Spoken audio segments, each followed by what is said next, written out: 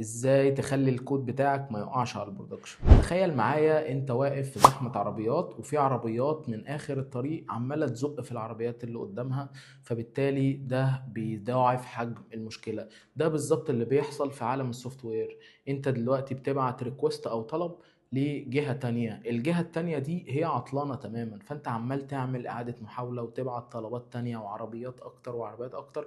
فده بيعمل مشكلة للجهة التانية، وبيعمل لك انت مشكلة في الداتا وإعادة المحاولة، وبيستهلك من عندك ريسورسز كأنه كمبيوتر، أو بيستهلك من الموارد الخاصة بالكمبيوتر بتاعك أو السيرفر بتاعك. طيب ده ممكن يعمل مشكلة إزاي؟ ببساطة أنت دلوقتي الابليكيشن بتاعك بعت طلب إرسال تحويل معين لجهة تانية، مثلا ولنفترض مبلغ معين من الفلوس.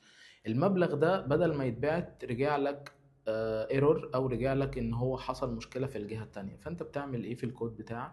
بتحاول تبعت تاني نفس المبلغ، بتحاول تبعت تالت ورابع الى ما لا نهايه. هل ده صح؟ لا، غلط جدا. طب ازاي انفذ الريتراي بشكل يكون مظبوط وفي نفس الوقت ما يوقعليش الابليكيشن بتاعي، ولا يوقع للجهه اللي انا ببعت لها الموارد بتاعتها او السيرفر بتاعها؟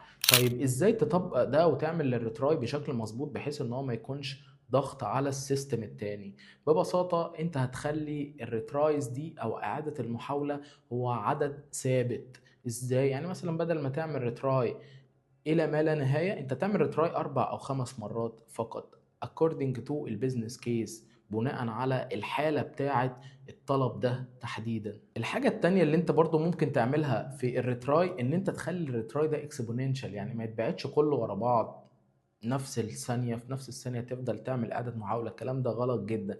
فالحل إن أنت تقوم عامل exponential retry، يعني مثلا أول طلب تبعته بعد ثانية، التاني تبعته بعد ثانيتين، التالت تبعته بعد 4 ثواني، وتفضل تزود لحد ما توصل للعدد الماكسيمم بتاعك في عدد الريترايز اللي أنت تكون محددها بناء على عدد الموارد، وبناء على فاكتورز كتيرة جدا هنبقى نتكلم عنها في فيديو. طيب ايه نتيجة اللي انت هتعمله ده؟ ببساطة انت هتخلي السيستم اللي قدامك يقوم بشكل كويس، وده وهتخلي ان الداتا بتاعتك يبقى ما فيهاش كوربشن. طب كوربشن ازاي؟ كوربشن ان انت ما تفضلش تعمل اعادة محاولة وتبوظ الشكل الداتا نفسها، وممكن لو طلبين جم في نفس الوقت وهم نفس الداتا يحصل مشكلة في الداتابيس بتاعتك، فبالتالي انت هتعيد تظبط الداتا تاني من الاول وجديد.